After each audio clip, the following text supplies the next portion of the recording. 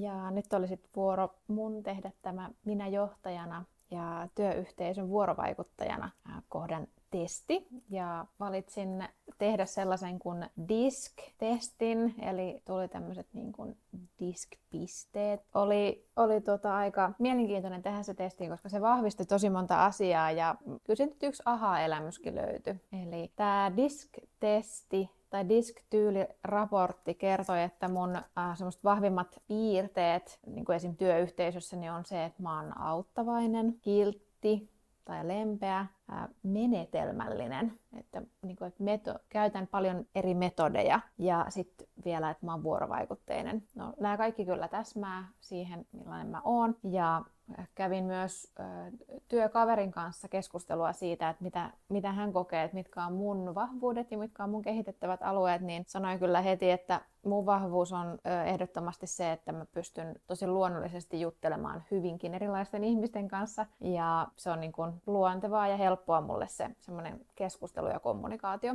Ja hän sitten meinasi, että kehityskohteita mulla voisi olla se, jonka itsekin kyllä tiedostan, että mä voisin olla vähän järjestelmällisempi.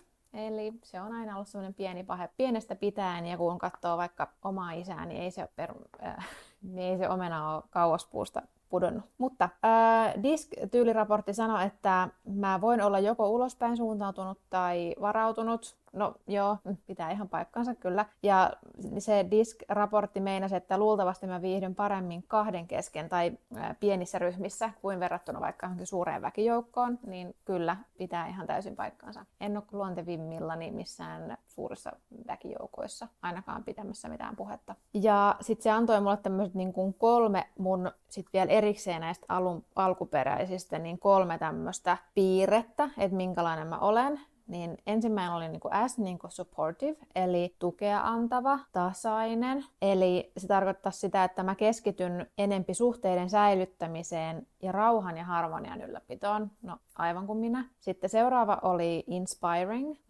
eli se tarkoittaa sitä, että mä keskityn ihmisten kanssa vuorovaikutukseen ja hauskanpitoon. Joo, kyllä, tunnistan. Ja sitten 3 oli C, cautious, eli varovainen, harkitseva ja huolellinen, ja keskityn tekemään oikein. Tämä korostuu etenkin mun tämänhetkisessä työpaikassa. Aikanaan kun mä hainkin pankkiin töihin, niin mä sanoin, että yksi mun ehdottomista vahvuuksista on se, että mä toimin aina niin kuin on oikein toimia. Eli viittasin siinä moraaliin, työ- ja muuhunkin moraaliin. Ja oli ihan jossain määrin yllättävää, että se tuli ihan tuommoisessa niin kuin testissä yhtenä vahvana piirteenä minusta.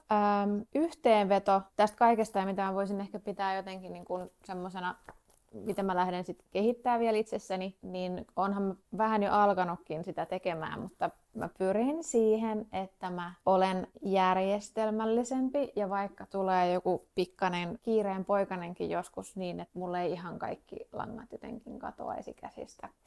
Se on ehkä helpommin sanottu kuin tehty, mutta kyllä se on semmoinen, mihin mä kiinnitän jo nyt huomiota ja se on se lupaus myös, minkä mä teen, että myös tästä lähtien mä jatkan siitä kiinni pitämistä, että mä kehityn siinä, koska niin, onhan se, en ole ihan mahdoton siinä mun en ole ihan mahdoton siinä, että en olisi aivan niin kuin älyttömän järjestelmällinen, mutta kyllä siinä on siinä paljon kehitettävää myös. Ja tämä oli tämmöisen analyysin raportin sain, ihan kaikki kyllä osu hienosti nappiin siinä ja tunnistin paljon itsestäni ja kävin tätä itse asiassa työpaikallakin läpi jo, että minkälaisia pointseja ja raportteja mä sieltä sain, niin kyllä hekin meinasivat, että kyllä toi Heidi suhun osuu. Niin tämmöistä tällä kertaa. Tämä oli mun osio. Kiitos.